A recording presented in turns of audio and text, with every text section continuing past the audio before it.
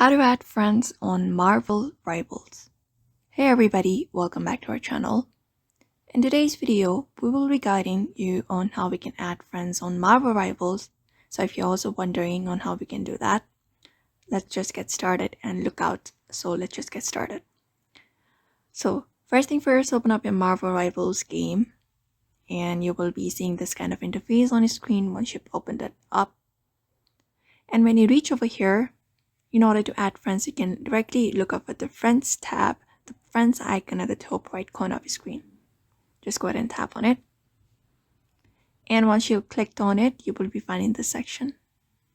So in order to add the friends, you can either search for that friend's name right here or the ID. And once you've searched the friend's name there, you will be finding the list of the people available with that username. So look for the correct person. And once you find the person that you want to add, you can just go ahead and tap on the add icon right beside the flag in that profile. You can find that option. Just go ahead and click on it. And once you have clicked, you will be going to your friend section again in order to see if they have responded or not.